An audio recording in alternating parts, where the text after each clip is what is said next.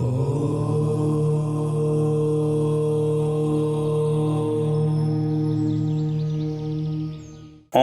गं गणपतये नमः।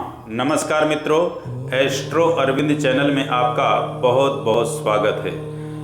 आपको 2022 की ढेर सारी शुभकामनाएं, निरोग स्वस्थ धन धान्य से परिपूर्ण आप रहें, ये मेरी प्रभु से प्रार्थना है और परमपिता परमात्मा की असीम कृपा आप सभी पर बनी रहे। आइए आज अपन बात करेंगे मीन राशि के विषय में। तो मीन राशि के विषय में जानकारी देने से पहले कुछ खास बातें हैं जिसके विषय में आपको बता दूं। जैसे कि इस साल जो साल का प्रारंभ का दिन है, पहला दिन शनिवार से शुरू हो रहा है और भारतीय जो वर्ष अपना होता है नवनूतन वर्ष, चैत्र शुक्ल पक्ष प्रतिपदा से जो प्रारंभ हो रहा है वो दिन शनिवार से प्रारंभ हो रहा है। और इस साल के जो राजा हैं वो शनि हैं। इस साल का जो संवत्सर है वो नल नामक संवत्सर है। तो शनि ग्रह की प्रधानता कहीं ना कहीं खास है। अब शनि ग्रह के विषय में बात करें तो इस वक्त मकर राशि में चल रहे हैं। ये अप्रैल में जो है कुंभ में जाएंगे, कुंभ से पुनः फिर जो है मकर में आएंगे। तो इस प्रकार इनका जो है मार्गी और बकरी और राशि परिवर्तन होता रहेगा। इस साल के 4 ग्रहों का यदि अध्ययन कर लें, शनि, बृहस्पति, राहु, केतु, तो पूरे वर्ष का फल निकल आएगा। अब शनि अभी मकर में हैं तो धनु वालों को 7.5 है। शनि कुंभ में जाएंगे तो मीन वालों को 7.5 लगेगी। पुनः मकर से जब पुनः कुंभ से फिर मकर में जब आएंगे तो मीन वालों की 7.5 हट जाएगी। तो मेरे कहने का मतलब ये कि 7.5 धनु वालों को है और नहीं भी रहेगी, मीन वालों को है और नहीं भी रहेगी। जैसे ये राशि का परिवर्तन करेंगे मकर में तो मीन वालों को नहीं रहेगी, और अभी मकर में है तो धनु वालों को है। जैसे मकर से कुंभ में जाएंगे वैसे धनु वालों को नहीं रहेगी। इसी उसमें ढैया की बात कर लेते हैं। अभी वर्तमान में ढैया मिथुन और तुला में है, और जब ये कुंभ में जाएंगे तो कर्क और वृश्चिक में ढैया हो जाएगी। ये तो हो गया शनि महाराज के विषय में। इसी प्रकार बृहस्पति जी के विषय में जान लेते हैं कि बृहस्पति देव अभी कुंभ में है तो 3 राशियों को प्रभावित कर रहे हैं। मीन में जाएंगे तो 3 को प्रभावित करेंगे, कुंभ और मीन को तो प्रभावित कर ही रहे हैं। कहने का तात्पर्य कि इनकी दृष्टि का प्रभाव विशेष होता है। पंचम, नवम, सप्तम, ये 3 दृष्टि इनकी होती हैं। तो ये बृहस्पति ग्रह के विषय में हो गया। वैसे बृहस्पति भी परिवर्तन होंगे, कुंभ से मीन में जाएंगे।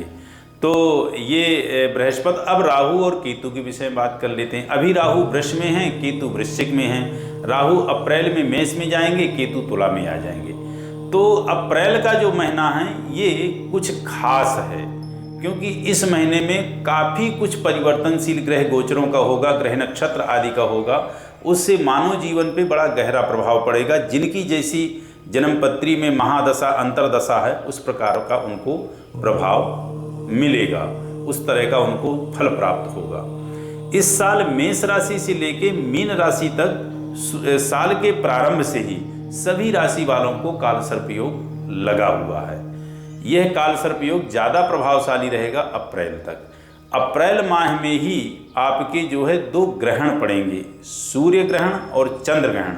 टोटल 2 हैं, यानी 4 ग्रहण पड़ेंगे। चंद्र ग्रहण पूर्णतया है, सूर्य ग्रहण आंशिक है, लेकिन सूर्य ग्रहण चंद्र ग्रहण की अपेक्षा ज़्यादा प्रभावशाली है, ज़्यादा अरिष्टकारी है।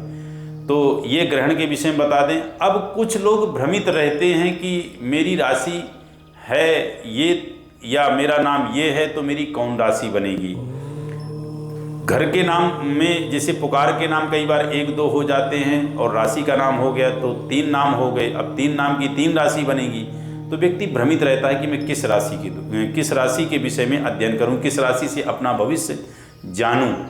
तो देखिए, इसमें ज्योतिष शास्त्री कहता है कि जन्म राशि प्रधानित्वम, जन्म की राशि की प्रधानता है। नाम राशि न चिंतयेत्, नाम राशि का चिंतन नहीं होता है। वो तब होता है जब आपको जो है जन्म राशि का कोई अता पता ही ना हो। विद्यारंभे विवाहे, चाहे विद्यारंभ हो, विवाह हो, मुंडन संस्कार हो, यज्ञोपवीत हो, या आपका कोई व्यापार का कोई भी विशेष कार्य आपको अपने जीवन में करना है तो वहाँ पे जन्म की राशि का आप जो है अध्ययन करें, जन्म की राशि से जानकारी लें। और जन्म की राशि को जाने कैसे? जो आपकी जन्म कुंडली है, यानी लग्न कुंडली है, उसमें चंद्रमा जिस अंक में बैठा हो उसी अंक की राशि होगी। तो ये है। एक खास बात और बतानी थी कि कुछ लोग राशि का वर्ष फल पढ़ लेते हैं या इस प्रकार साप्ताहिक वर्ष फल पढ़ लेते हैं, तो उसको ये मान लेते हैं कि हमने राशि के वर्ष फल को पढ़ लिया, अब हमारा एक वर्ष ऐसा ही जाएगा। ऐसा नहीं है। ये लमसम फलादेश जो है किया जा रहा है वर्ष भर का। आपका बिल्कुल सही और सटीक जानकारी तब आपको अपने विषय में मिल पाएगी जब आप अपने जन्मांक का अध्ययन कराएंगे, दशांतर दशा, प्रत्यांतर दशा, और उस वक्त जो गोचर चल रहा होगा, इन सभी का जब अध्ययन किया जाएगा गहराई से, तभी आपके विषय में सटीक बताया जा सकता है कि ऐसा इस प्रकार से है। तो ये कुछ खास जानकारियाँ थी जो मुझे आप लोगों को देनी थी। अब इसके बाद अपन सीधे जो है चलते हैं आपकी राशि पे। जैसे कि आपकी जो है मीन राशि है, तो मीन राशि का जो वैसे तो लमसम बता दूं कि यह वर्ष पूरा सामान्य रहेगा, नहीं बहुत ज़्यादा लो, नहीं बहुत ज़्यादा हाई, कोई ऐसी कि बहुत ज़्यादा सफलताओं की जो है तो विशेष स्रोत हैं या बहुत ज़्यादा असफलता है, ऐसा कुछ नहीं, मध्यम व्यतीत होगा। प्रारंभ ठीक है, मध्य एवं अंत का जो है समय ठीक नहीं है, वो ठीक ठीक ही रहेगा। व्यापारी एवं सर्विस वालों के लिए ठीक ठीक है।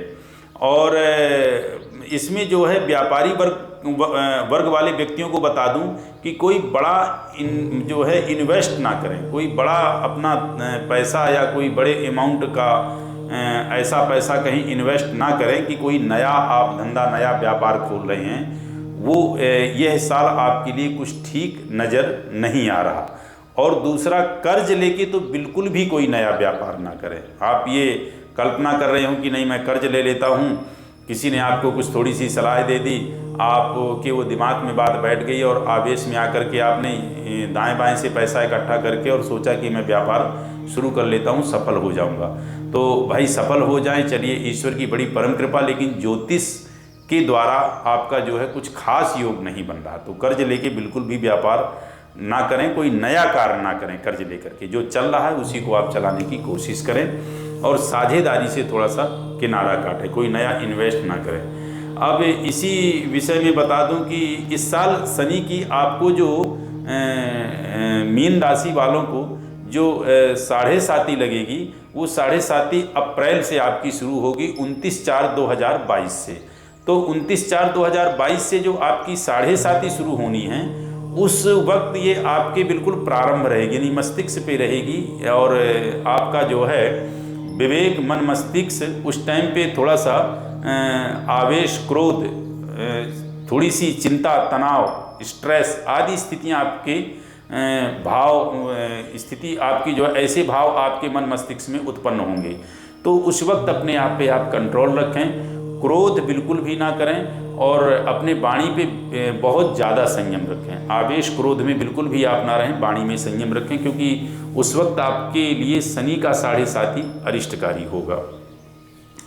और आवेश, क्रोध में किसी से भी आप जो है वाद विवाद ना करें, क्योंकि इस साल योग दिखा रहा है कि आपके जो सगे संबंधी हैं उनसे आपको धोखा मिल सकता है। पैसे का लेन देन तो बिल्कुल भी ना करें, पैसे के लेन देन से ही कुछ ना कुछ दिक्कत और परेशानियां खड़ी होंगी। और वाणी पे विशेष नियंत्रण रखें, खास करके भाई बहनों से भी आप थोड़ा सा किनारा काटें, नहीं तो उनसे भी नोकझोंक होने की स्थिति दिख रही है। अब बात कर लेते हैं विवाह एवं प्रेम प्रसंग विवाह के विषय में। तो अप्रैल तक ठीक नहीं है, विवाह और प्रेम विवाह अप्रैल तक ठीक नहीं है, और इसके बाद का ठीक ठीक ही कह सकते हैं, बहुत ठीक नहीं है। शिक्षा के लिए भी अप्रैल तक ठीक नहीं है, इसके बाद का समय थोड़ा अच्छा है और उसमें सफल होंगे। और कॉम्पिटिटिव एग्ज़ाम जो दे रहे हैं या जो कंपटीशन की तैयारी कर रहे हैं या जो उच्च शिक्षा, हायर शिक्षा या छात्रों के लिए जो विद्यार्थी हैं, अप्रैल के बाद का समय अच्छा जाएगा, उसमें सफल होंगे। इस साल का यदि सबसे अच्छा कहूँ तो इन राशि वालों के, यानी मीन राशि वालों को संतान प्राप्ति का योग बहुत अच्छा है। जो लोग संतान के लिए कामना कर रहे हैं या जिनकी कुंडली में संतान का योग कुछ अरिष्ट भी है या संतान का योग बहुत कम है, उनके लिए भी प्रभु की कृपा इस साल आपके लिए है। तो आप संतान प्राप्ति के लिए प्रयास करें। अच्छा रहेगा संतान प्राप्ति के लिए और पूरा वर्ष अच्छा है, इसमें आपको सफलता मिलनी चाहिए, ऐसा आपका जो है ग्रह योग बता रहा है। और अब कहें भूमि भवन में इन्वेस्ट के लिए, तो भूमि भवन में इन्वेस्ट आप कर सकते हैं, बहुत ज़्यादा नहीं, थोड़ी सोच समझ करके।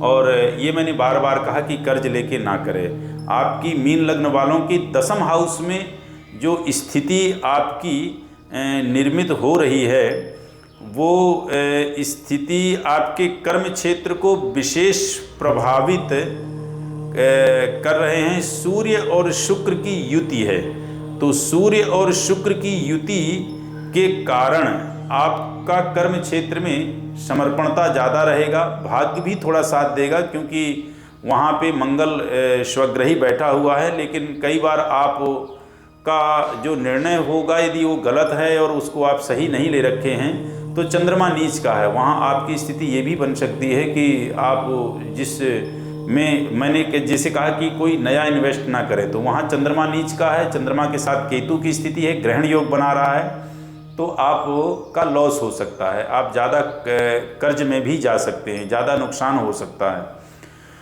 वहीं बात करूं तो आपके आय स्थान पे जो शनि और बुध की युति है, हालांकि शनि स्वग्रही हैं, शनि आपकी स्थिति को ठीक करते रहेंगे। उदर पोषण के लिए कुछ ना कुछ स्थिति, अर्निंग की पोजीशन आपकी बनी रहेगी। पराक्रम में राहु का बैठना थोड़ा सा एक्स्ट्रा मेहनत कराएंगे, पराक्रम स्थान पे राहु का बैठना थोड़ा एक्स्ट्रा मेहनत कराएंगे, वह आपके लिए थोड़ी संघर्ष रहेगा। लेकिन जो काम आपको सफलता दे सकता है, ऐसा आपका अंतःकरण कहता, तो उसी कार्य में आप अपने आप को लगाएं।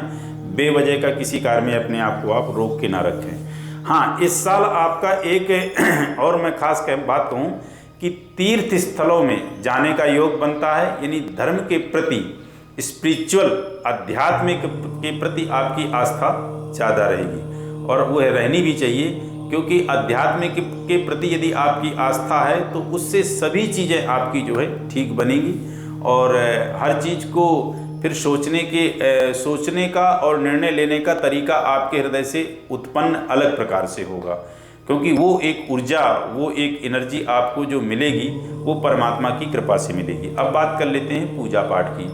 तो इस साल आप जो करें वो भगवान विष्णु की आराधना करें, भगवान विष्णु की पूजा पाठ करें, उससे आपका जो है चहुमुखी विकास होगा।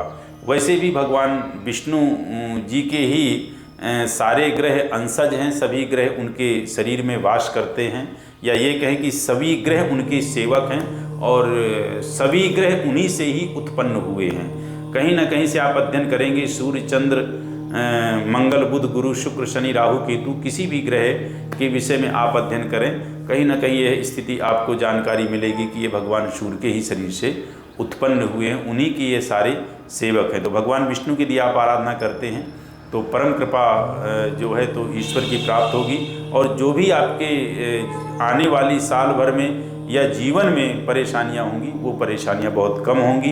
अंतःकरण से आपको बहुत अच्छी जो है एनर्जी प्राप्त होगी, और आप उस एनर्जी से सही निर्णय लेंगे, सही कार्य करेंगे, गंभीरता और धैर्यता आपके अंदर विशेष आएगी। तो ये मैंने बताया मीन राशि वालों के विषय में, और बहुत अच्छा मंत्र रहेगा भगवान विष्णु का। यदि आप भगवान विष्णु का बड़ा मंत्र पढ़ सकते हैं तो बड़ी अच्छी बात है, नहीं तो ओम विष्णवे नमः, ओम नमो भगवते वासुदेवाय, ये सर्वोपरि रहेगा। और पूजन में जैसे जिस तरह से आपसे बन सकता है भगवान विष्णु का पूजन करें। नहीं कुछ हो पाता है तो सुबह और शाम भगवान विष्णु की आरती कर लें, वह भी आपके लिए सफल रहेगा। यदि आप इन दो मंत्रों का जाप करते हैं तो बहुत अच्छा आप लोगों को लाभ लगेगा। पुनः से आप सभी को 2022 की ढेर सारी शुभकामनाएं। इन्हीं शब्दों के साथ नमस्कार।